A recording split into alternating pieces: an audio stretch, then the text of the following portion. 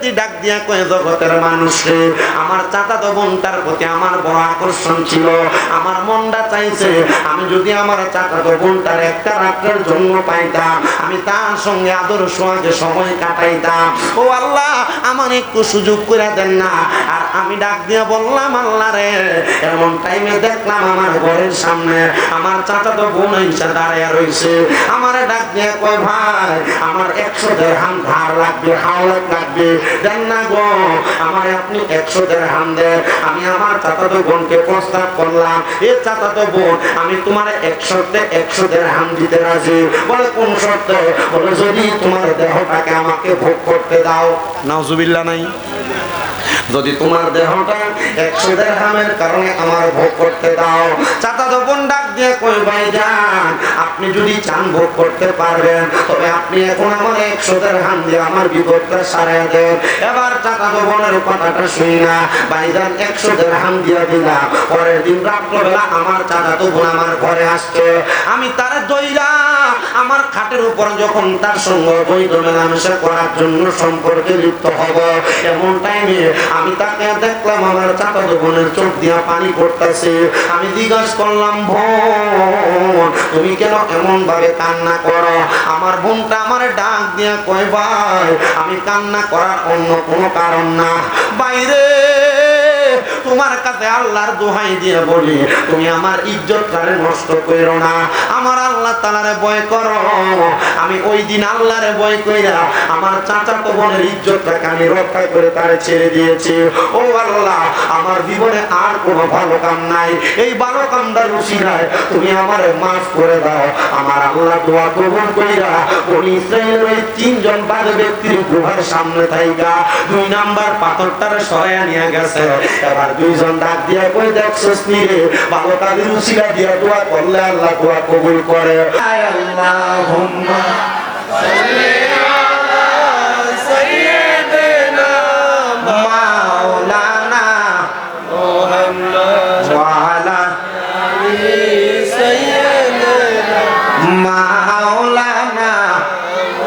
কেউ বা যাবে জাহান্নামে, কেউ বা যাবে জান্নাতে, আমরা উম্মত দাঁড়িয়ে থাকবো নবীজি আপনার সন্ধানে। আল্লাহুম্মা সাল্লি আলা সাইয়্যিদিনা মাওলানা মুহাম্মদ ওয়া আলা আলি সাইয়্যিদিনা মাওলানা। এবার বলেন, প্রত্যেক এলাকায় এলাকায় এমন সুদখোর আছে না নাই? ঘুষখোর আছে না নাই? সমাজে লম্বা লম্বা বাতের আকারে এমন হারামখোর সুদখোর আছে না নাই? আল্লাহর কসম করে বলি, হারাম করে না, সুদ করে না, তোমরা যারা সুদের টাকা খায়া খায়া তোমরা পেটটারে বড় বানাইছো। আল্লাহর নবী কই, উম্মত আমি নবী যখন মেরাজের মধ্যে গেলাম, আমি যাওয়ার পরে আমি জাহান্নামের দিকে তাকিয়ে দেখলাম, এক প্রকার জাহান্নামী দেখা যায় যাদের পেটটা কাল বুয়ুতিন ঘরের মতো দেখা যায়। ইয়া রাসূলুল্লাহ, তারা কারা?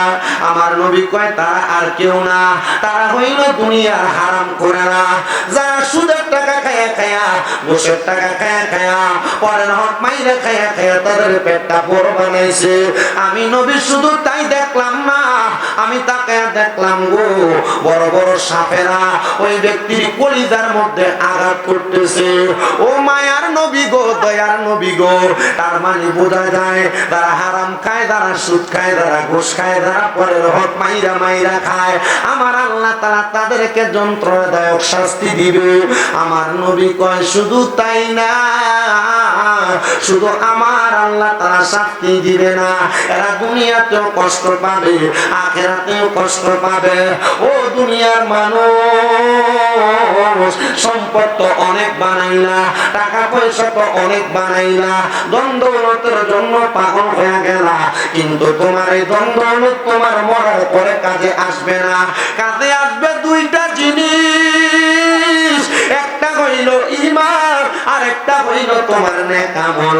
এই ঈমান আর আমল যদি ঠিক কইরা কবরে না যাইতে পারবো, ওই কবরে গেলে তুমি বড় ধরা খেয়ে যাইবা। সম্পদের আশা করতে করতে তুমি দুনিয়ার ইবাদতের কথা ভুললা। কোন দিক দিয়া ফজর যায়, কোন দিক দিয়া আসর জোহর যায়, কোন দিক দিয়া আসর মাগরিব এশা যায়, মুসলমান তোমার কোনো খবর থাকে না। আরে সম্পদ ওয়ালারে যদি তুমি খুশি বানাইতে পারো, তোমার সম্পদের কোনো অভাব হবে না। কিন্তু তুমি সম্পদ ওয়ালারে নারাজ কইরা কিসের ইবাদত করো আর কিসের দুনিয়ার টাকা ইনকামের আশা করো? ওই সম্পদ যেই খোদা দেয়, ওই খোদার ইবাদতে তুমি তোমারে মুছে দাও। এই সম্পদ টাকা পয়সা বাড়ি গাড়ি যেই খোদা দেয়, ওই খোদারে তুমি একটু খুশি করো, দেখবা তোমার সম্পদের অভাব হবে না। তোমার মতো কত সম্পদওয়ালা হুমনা চিতপুরের গোরস্থানে শুয়ে রইছে, 1 বছর হয়ে গেছে মরছে, কবরটা খুলে দেখো কবরে হাড্ডিগুলা বালি হয়ে গেছে। তোমার মতো কত সম্পদওয়ালা মরে গেছে, মরার পর কবরে তার কোনো অস্তিত্ব নাই।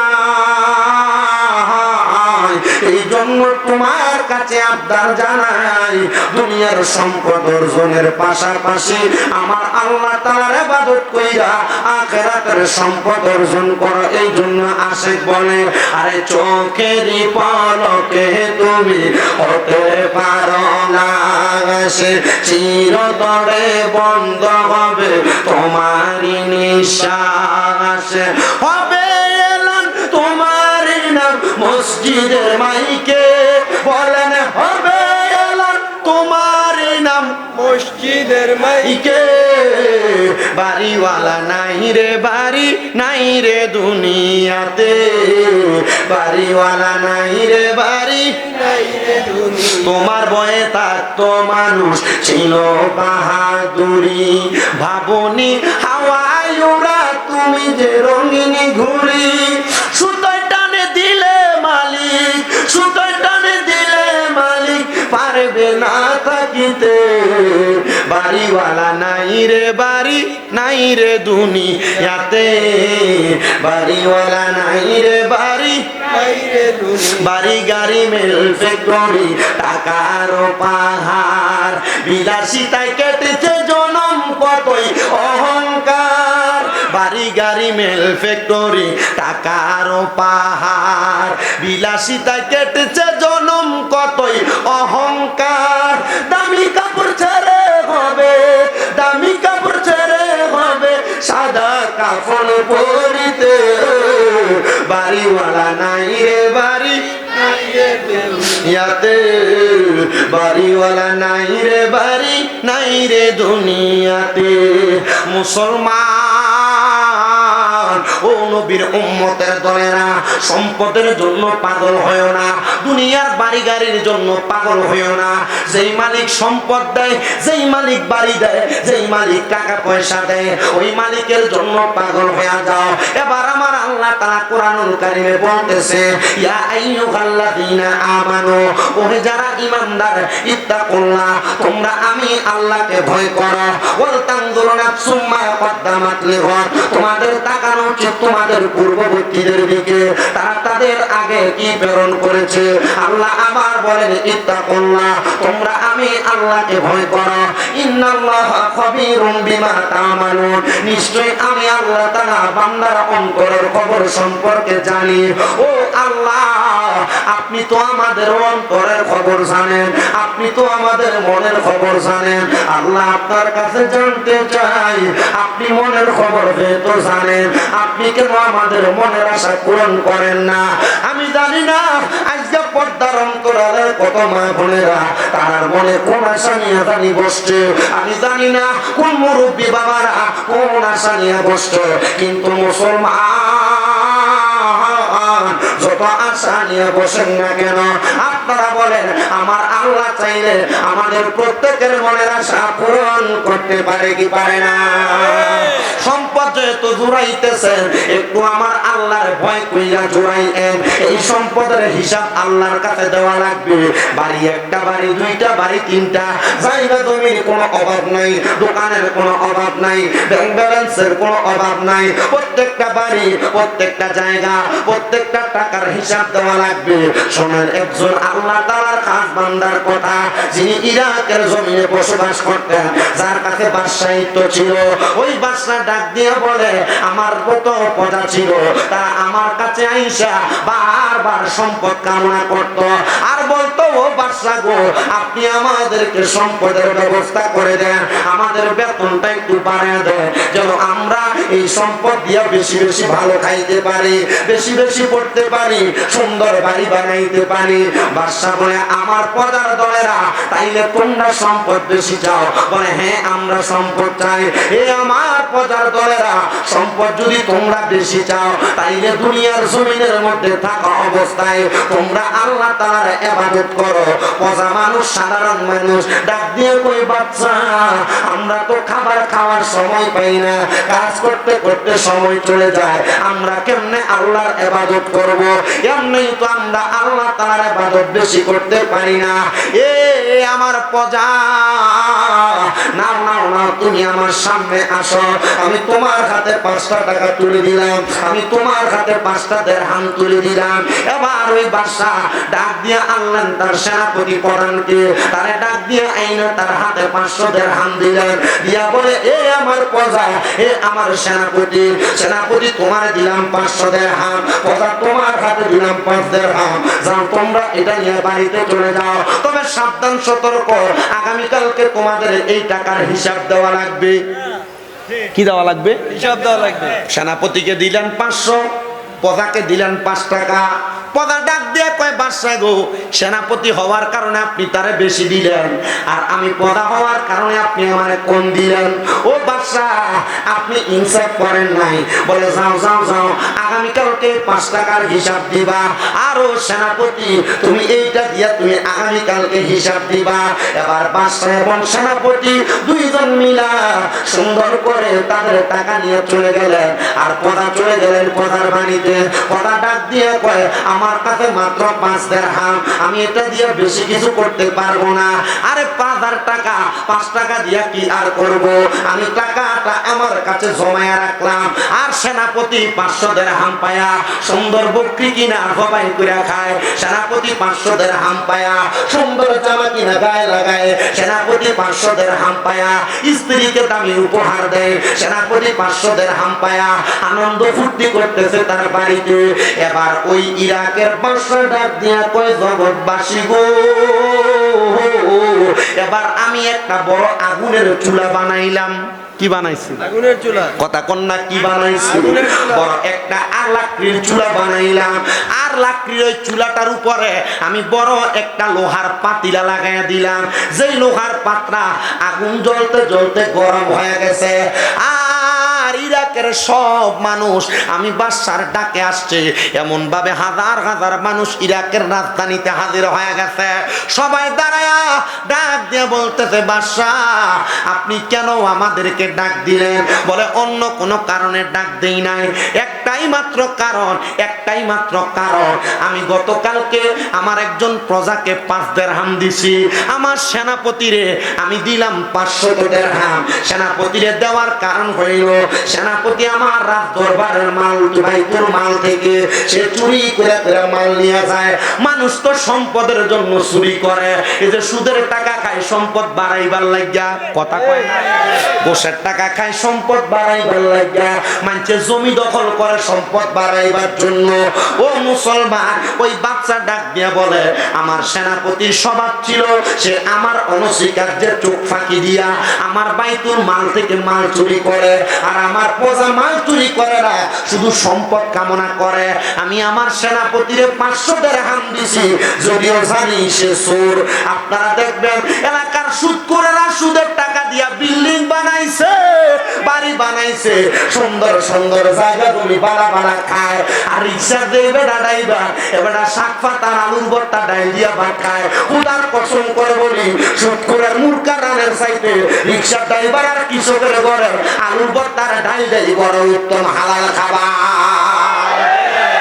আর আপনারা আল্লাহু আকবার, ইয়া রাসূলুল্লাহ, জিন্দাবাদ। এবার রিক্সার ড্রাইভারে দাওয়াত দিলে তার বাড়িতে দাওয়াতে যায় না, তে গরিব মানুষ। কৃষকে দাওয়াত দিলে তার বাড়ির দাওয়াতে যায় না, গরিব মানুষ কি খাওয়াইবো? আর সুৎখোর ঘুষখোর দাওয়াত দিলে তার দাওয়াতে আফকাতারে যায়। আর তুমি মানুষ না, তুমি মুনাফিক। তুমি মানবের মাঝে পার্থক্য করে সাধারণ মানুষকে সাধারণের কাতারে রাখা হারামখোরের পক্ষে কথা বলেছ। ডান হাত তুলে বলেন ঠিক কিনা? যারা হারামখোরের পক্ষে এক কাপ চা খেয়ে কথা বলে, চা দোকানে বৈশা এক কাপ চায়ের কাছে বিক্রি হইয়া গরিবদের উপরে নির্যাতন করে, এরা মানুষ না, মানুষ নামের জানোয়ার। ডান হাত তুলে বলেন ঠিক না বেঠে? এরা সুৎখোরে দাওয়াত দিলে আগে আগে যায়, এর লাঠির জোর বেশি আর লাগা। আর রিক্সার ড্রাইভারে দাওয়াত দিলে এটা দাওয়াতে যাইতে চায় না। কথা কন না কেরে? আছে না নাই? আছে। কথা কয় না? আছে। বেশি। আপনার কি কষ্ট হইতেছে? অনেকে চিন্তা করতেছে ওয়াজটা দিয়ে আমরা এলাকার অমুকের গায়ে ধরতেছে। কথা কয় না? কি হবে? দাওয়াত বন্ধ হয়ে যাবে স্বামী রেজা হিসাব দিয়ে দিছি। কালীপুর গত আগামী মাসে 27 তারিখ। কালীপুর নাই রে? 27 তারিখ আগামী মাসে। 6 তারিখ রাখুন শুভারামপুর। 8 তারিখ কোন এটা? নভেম্বর 8 তারিখ নাগেরসর।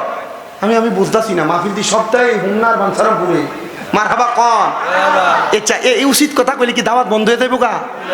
এটি সিদ্ধপুর এলাকায় কে প্রথমবার না 4-5 বার মারহাবা দি জোরে কয় না? তার মানে বোঝা যায় উচিত কথা কইলে সিদ্ধপুরে দাওয়াত কি কম না বেশি? তাহলে উচিত কথার দরকার আছে না নাই? যে মৌলবী সামনে দেখবেন সুৎখোরের ঘরে ভাত খাইয়া জুমার নামাজে এটা তেল মারে, মনে করবেন এটা মৌলবী না, এটা মুনাফিক। কথা কয় না ঠিক না বেঠি?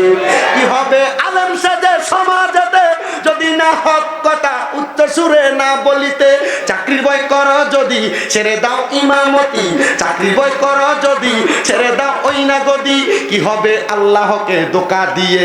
কি হবে আল্লাহকে ধোঁকা দিয়ে? কি হবে বেঁচে থেকে অযথা বিদ্যা শিখে যদি না করতে পারো শুধুমাত্র সমাজটাকে? কথা কোন ঠিক কিনা? কি হবে বেঁচে থেকে অযথা বিদ্যা শিখে যদি না করতে পারো হারাম বিহীন সমাজটাকে? যদি না করতে পারো গাঞ্জুটি বিহীন সমাজটাকে? যদি না করতে পারো নেশা বিহীন সমাজটাকে? ডান হাত তুলে বলেন নেশাখোর আছে না না? নেশাখোরের জায়গায় বাড়ির কলডি পর্যন্ত চুরি করে লইয়া থাকা। নেশাখোরটি বাড়ির ডেক ডেক্সি পর্যন্ত চুরি করে লইয়া থাকা। নেশাখোরেরা বাড়িতে নেশা করে আবার বউরে মাও ডাহে। কথা কয় না? নেশা করা আছে না নাই?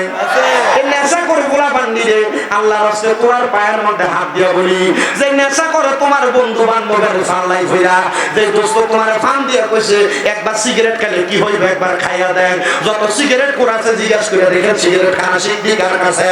এটি উত্তর দিব আমি তো খাইছি না। আমার একদিন দোস্ত কইছিল একবার খাইয়া দেখ কি হইব।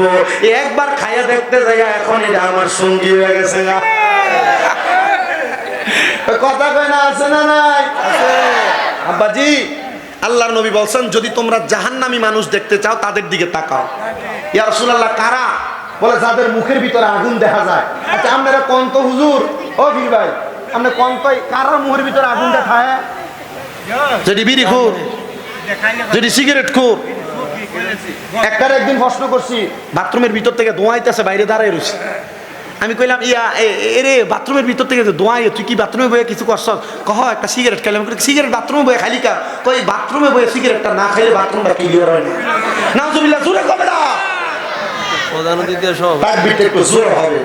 নারায়ে তাকবীর, আল্লাহু আকবার, নারায়ে রিসালাত,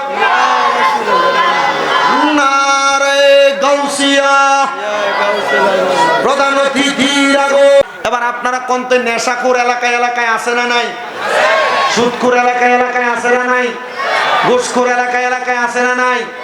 এই সমাজের মধ্যে যে সুদখোর ঘুষখোর নেশাখোর গুলা এগুলা সমাজের মানুষ হইতে পারে না, এগুলা কীট পতঙ্গের চাইতে খারাপ। কথা কন ঠিক না বেঠে?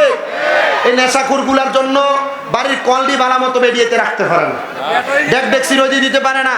এই নেশাখোরগুলার কারণে সমাজের মধ্যে বিশৃঙ্খলা সৃষ্টি হচ্ছে, সমাজের মানুষ বাজে পথে চলে যাচ্ছে। আমরা আল্লাহর কাছে দোয়া করি, আল্লাহ যেন এই নেশাখোর হারামখোরগুলা থেকে আমাদেরকে হেফাজত করে। আমিন। গভীর মনোযোগ দেন আমার বাবারাম। বাচ্চা সুন্দর একটা চুল্লি বানায়া ওই চুল্লির উপরে একটা সুন্দর করে লোহার পাটে লাগাইয়া দিলেন, লোহার একটা কড়াই লাগাইয়া দিলেন, আর বলেন, হে আমার প্রজারা তোমরা সবাই দেখে রাখো, গতকালকে যাকে আমি যত টাকা দিয়েছি এই গরম চুলার উপরে দাঁড়ায় দাঁড়ায় সে তার টাকার হিসাব দেওয়া লাগবে। প্রজাটা এবার কি করলেন, সুন্দর করে তার ডান পাটা ওই চুলার কড়াইয়ের উপরে রাইখা দিয়ে বললেন, আমাকে বাদশা 5 টাকা দিয়েছে, 5 দিরহাম দিয়েছে, আমি আমার 5 দিরহামকে বাদশার উপহার হিসেবে আমার কাছে রেখে দিয়েছি বলে লাভ দিয়ে নেমে গেছে। পদা ডাক দিয়ে বলতেছে, আমার পায়ের তালুটা একটু গরম হয়ে পায়ের তালুটা একটু ছিঁড়ে গেছে। আর এবার সেনাপতির ডাক দিয়ে বলতেছে, সেনাপতি এবার তুমি এটার উপরে দাঁড়ায়া দাঁড়ায়া তুমি তোমার সম্পদের হিসাব দাও। সেনাপতি ডাক দিয়ে বলতেছে, ও বাদশাহ, আমি যদি এই গরম কড়াই আর গরম তাওয়ার উপরে দাঁড়ায়া দাঁড়ায়া হিসাব দিই তাহলে আমার পা তো দূরের কথা, আমার হাড় গোড়া পর্যন্ত আগুনের সাথে মিশে যাবে, আমি পারবো না, আপনি আমাকে ক্ষমা করে দেন। বাদশা ডাক দিয়ে বললেন, ও আমার এলাকার মানুষ, ও আমার প্রজার দলেরা, তোমরা বুঝতে পেরেছো এই যে এই আগুনের তাওয়ার উপরে দাঁড়িয়ে তারা হিসাব দিতে পারে না, এটার অন্য কোনো কারণ না। আমি তোমাদেরকে এটা এই কারণে বোঝাইছি, দুনিয়াতে যে যত বেশি সম্পদের মালিক হবে কাল ময়দানে মাশর হবে একবারে তামার মতো উত্তপ্ত গরম, যেটার মধ্যে মানুষ দাঁড়িয়ে থাকতে থাকতে তাদের পাগুলো ঝলসে যাবে, তাদের মাথার একবারে 4 আঙ্গুল এক বিগত উপরে হাসরের ময়দানে ফুটবারে সূর্যটা থাকবে। তখন তারা বড় নাজেহাল হয়ে যাবে, তখন তারা বড় পেরেশান হয়ে যাবে। ও দুনিয়ার মানুষ, তোমরা সম্পদের পাগল হয় না, তোমরা আল্লাহ নবীর পাগল হইয়া তোমরা দুনিয়া এবং আখিরাতটার সুন্দর বানাও। দেখবা তোমাদের দুনিয়া আখিরাত সুন্দর এবং আল্লাহর কাছে হিসাব তোমাদের জন্য বড় সহজ হয়ে যাবে। এ আমার উন্নতিতে উন্নতি পুরে রাখার বাবারা বন্ধু,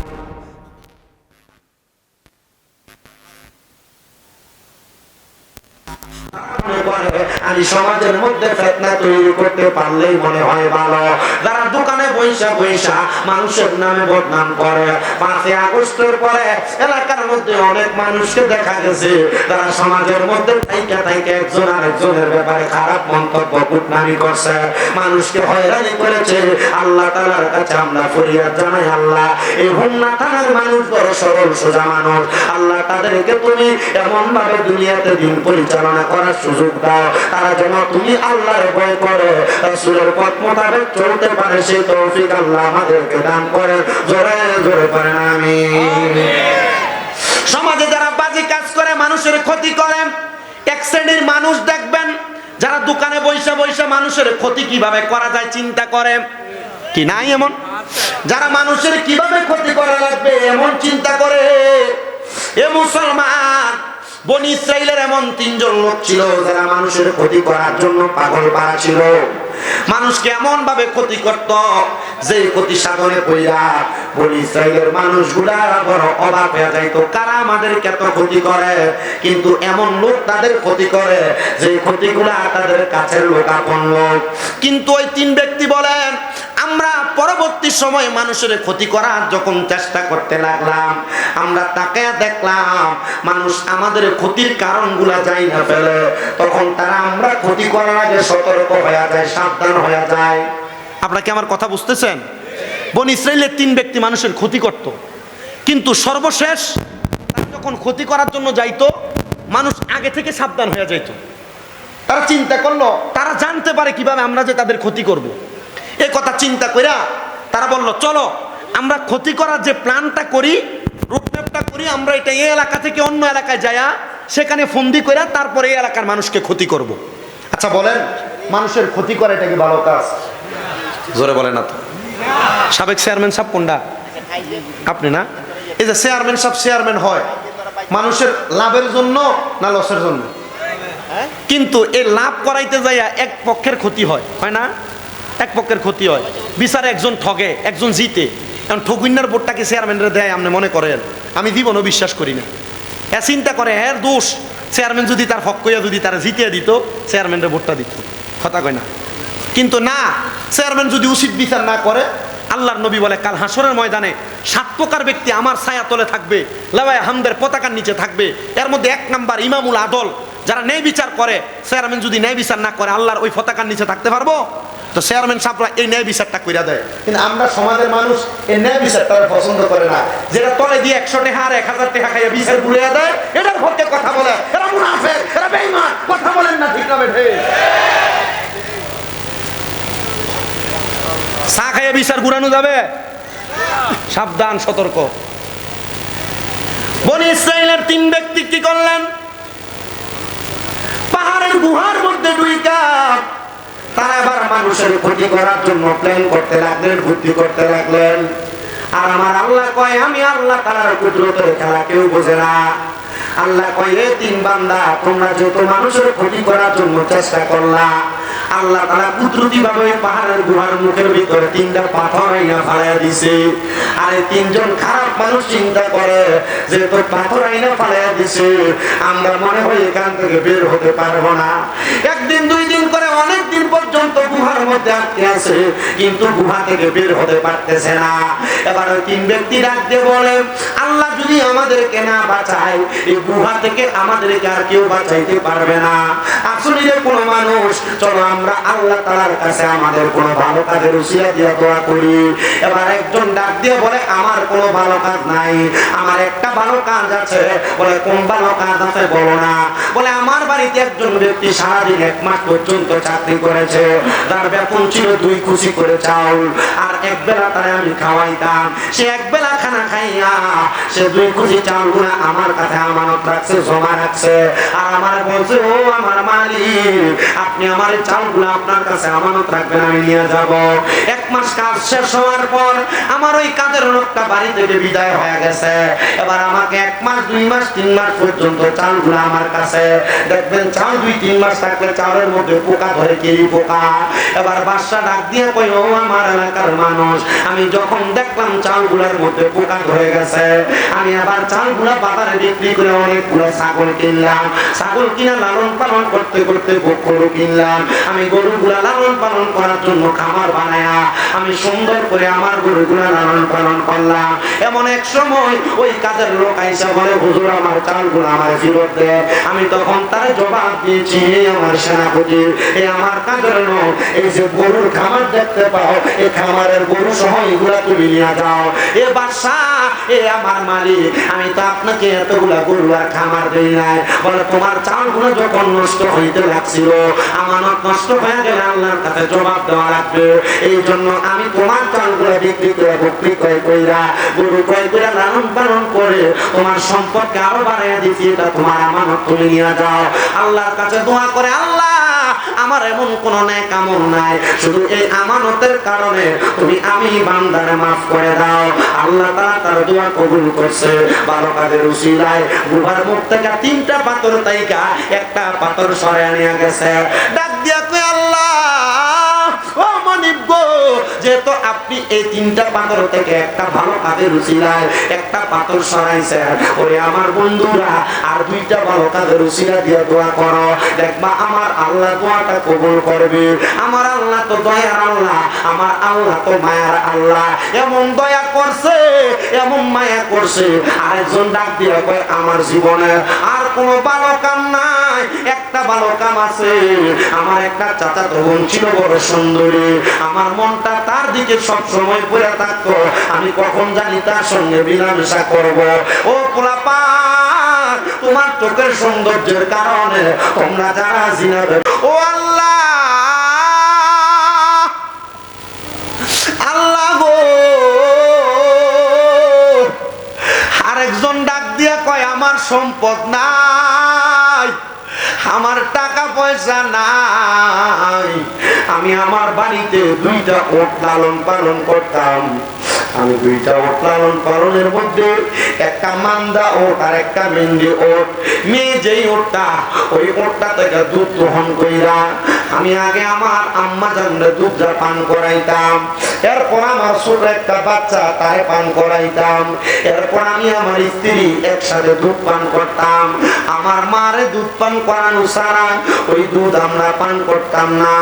একদিন আমার আম্মা জানকে আমি অপেক্ষা করতে বললাম। আমি ওটার মধ্য থেকে দুধ দহন করতে লাগলাম। দুধ দহন কইরা গরম করে আমার মার কাছে আনতে আনতে আমি তাকে দেখলাম আমার মা ঘুমায় গেছে। আমি আমার মারে ঘুমন্ত অবস্থায় দেখা আমি আমার ছোট বাচ্চাটারে দুধ দেই নাই। সারা রাত আমার বাচ্চাটা কান্না করেছে। আমার মা যখন সকালবেলা ঘুম থেকে জাগ্রত হয়েছে, আমি আমার মারে দুধটা পান করাইলাম। ডাক দিয়ে বললাম, মা গো, এই নেন আপনি দুধ পান করেন। আমার মা দুধ পান করার পরে আমি আমার ছোট বাচ্চাটারে পান করাইছি, আমার স্ত্রীর পান করাইছি। তারপর আমি দুধটা পান করছি। আমি যখন দুধটা পান করছি, পান করার সাথে সাথে আমার মা আমার দোয়া করে দিয়েছে, আল্লাহ আমার সন্তান যেহেতু আমার দুধ পান করানো ছাড়া তার সন্তানদের মা স্ত্রীর করায় নাই, আল্লাহ আমি দোয়া করলাম তুমি আমার সন্তানটারে বিপদ থেকে উদ্ধার করো, আমার সন্তানটারে তুমি দেখে রাখো। আল্লাহ আমার অন্য কোনো ভালো কাম নাই, আমার একটা ভালো কাম আমি আমার মারে প্রাধান্য দিতাম, আমার মারে গুরুত্ব দিতাম। আল্লাহ তুমি আমার মার উসিলা আমার এখান থেকে উদ্ধার করো। এই দোয়াটা করতে দেবি পাহাড়ের মুখ থেকে 3 নাম্বার পাথরটা সরে গেছে। তারা পাহাড়ের গুহা থেকে বাহির হইয়া আল্লাহর কাছে দোয়া করে, আল্লাহ তুমি আমার এই 3টা ভালো কাজের উসিলায় যেহেতু দোয়া কবুল করছো, আল্লাহ ফরিয়াদ জানাই তোমার দরবারে আমরা কোনোদিন আর ভাবে কাজ করব না, আমরা মানুষের ক্ষতি করব না, আমরা মা বাবার খেদমত করে সময় কাটিয়ে দিব। ও বাবা, আমি জানি না হোমনা চিতপুর এলাকার কোন সন্তান মা ঘরে মা ফিরে বসছে, আমি জানি না কোন সন্তান বাবা ঘরে মা ফিরে বসছে। এই সন্তানের দোষ, তোমার মা বাবা তোমার লক্ষ কোটি টাকার বাড়ি দিয়ে গেছে, জায়গা জমি দিয়ে গেছে, কিন্তু তোমার মা বাবা কবরের বাসিন্দা। কই রে সন্তান, মা বাপ যদি বাইচা থাকতো, মা বাপরে যদি তুমি বালা বালা খানা খাওয়াইতা, মা বাপরে যদি ভাত খাওয়াইতা, তোমার কি মাসে মা বাবার পেছনে 2-3 হাজার টাকা খরচ হইতো না? মা তো কবরের বাসিন্দা, বাবা তো কবরের বাসিন্দা। বাবা দামি কোনো জামা কাপড় পরে নাই, তুমি সন্তানরে পরাইছে। ওই মা বাবা যাদের কবরের বাসিন্দা, আল্লাহ গো এই জান্নাতের বাগানে মা হারা সন্তানগুলা, বাবা হারা সন্তানগুলা বসে গেছে। আজকের মাহফিলটা চিতপুর দারুস সুন্নাহ ইয়াহিয়া হাফিজিয়া মাদ্রাসার মাহফিল। কোরআনে হাফেজরা মাদ্রাসায় কোরআন পড়ে তোমরা মার জন্য দোয়া করবে।